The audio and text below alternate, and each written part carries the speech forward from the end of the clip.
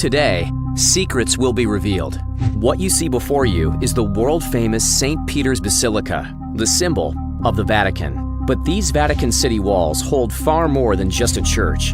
Deep within the complex lies the Vatican's secret archives, a vault containing millions of sensitive documents spanning over 12 centuries. These have long been strictly off-limits to the general public. Until now. Ready to go beyond the tourist-trodden halls? Follow me.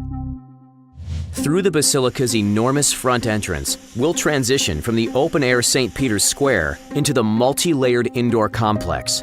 See those guards dressed in blue and yellow? They're actually from Switzerland, and it's their unwavering duty to protect the Pope. Let's head inside.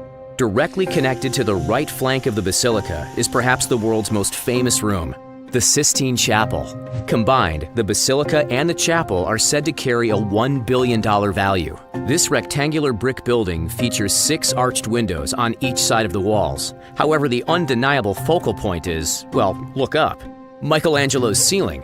5 million people walk through this room every year, and while we enter for free, most tourists pay 14 euros each. That's 70 million euros straight into the Vatican's pocket. As we leave the chapel behind us, follow me into the Vatican Library. It's here, adjacent to the main library, where we find our hidden entrance to Catholicism's most confidential room, the Vatican Apostolic Archive. Centuries worth of secrets hide behind this door. Only VIP guests, like us, who possess a pre-approved letter granted by the archive's prefect are allowed to set foot inside. Ready? Keycard? Check. Combination code. Look away, please. Check. Letter of approval. Check. Alrighty, let's go underground. These seemingly endless shelves of books, stacked from floor to ceiling, run far deeper than the naked eye may realize. If we took all of the shelves and stretched them end to end, the Vatican archives would stretch some 53 miles, about 4 times the length of Manhattan Island. That's a lot of shelves, and they hold a lot of information. Let's stroll down the central corridor and see what we find. On our left sits the section containing notes relating to the 1633 trial against Galileo. Beyond it, in that small dossier, is a letter sent from Michelangelo to Pope Julius II. As we move over to our next row, we find a box dedicated to the trials against the Knights Templar from 1307. While there's a year's worth of Knights Templar reading, the crown jewel is this document, the Chinon parchment. Unrolled, well, see for yourself, this scroll is an astounding 197 feet long. Supposedly, it was lost for hundreds of years, yet here it is, right before our eyes. As we continue down the concrete-floored walkway, here's the section dedicated to the Intercatera. For those unfamiliar, the Intercatera was a decree issued by Pope Alexander VI in 1493 that essentially split the world between the Spanish and the Portuguese. Next up is a highly restricted section, the documents from World War II. Notice the no entry sign? That's because everything dated after 1939 is still closed to the public, including the papers of Pope Pius XII. This section has spurred quite a controversy. Why? Because Pius XII's silence during the war led to some questioning which side he truly supported. The letters behind this wire casing, which looks similar to this one, may reveal the ultimate truth.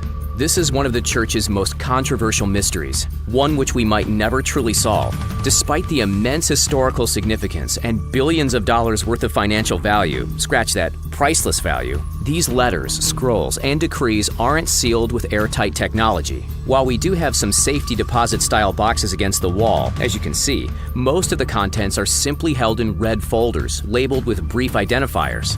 Curia Romana. That means Court of Rome. Some other shelves, like these over here, are full of cardboard containers with damaged corners and faded colors, clearly showing their age. Are these documents ever to be released to the public? Well, not for a long time. At an absolute minimum, these papers are only shared once they're 75 years old. At that point, they still belong to the Pope. Like all libraries, the Vatican also features dedicated reading rooms, just like this one. Take note of the sacred art hung on its walls. These pieces represent just a sliver of the estimated 70,000 total artwork within the Vatican Museum, a collection worth billions of dollars all up. But hey, judging by this, they can afford it. The best calculations suggest the Vatican Bank holds between $10 and $15 billion. But what about expenses? Apparently a substantial amount of that cash goes to paying staff. In 2014, for example, staff payments were the Vatican's biggest expense, shelling out a total of 126.6 million euros for 2,880 employees. Anyway, enough reading. Follow me outside the reading room and down into, ready to be surprised? A secret bunker. The door we just walked through has an airlock, making this entire underground shelter fireproof. It was designed to, of course, protect the most fragile documents in case of emergency. Onwards. In there is the school. Through the glass window, you can see a clergyman nose deep in what looks like a history book. The desks are long and flat, the walls are painted with beautiful artwork, and the floor is checkered marble. Time for some sunlight, don't you think? As we exit the library and museum area into the lush and beautifully landscaped Vatican gardens, take a moment to soak in the significance of what we just saw. Not only did we just explore what is officially the world's smallest country and the only UNESCO World Heritage country, but we saw a treasure trove of secrets that are ordinarily forbidden to the general public. Pretty amazing, don't you think? Which secret location should we tour next?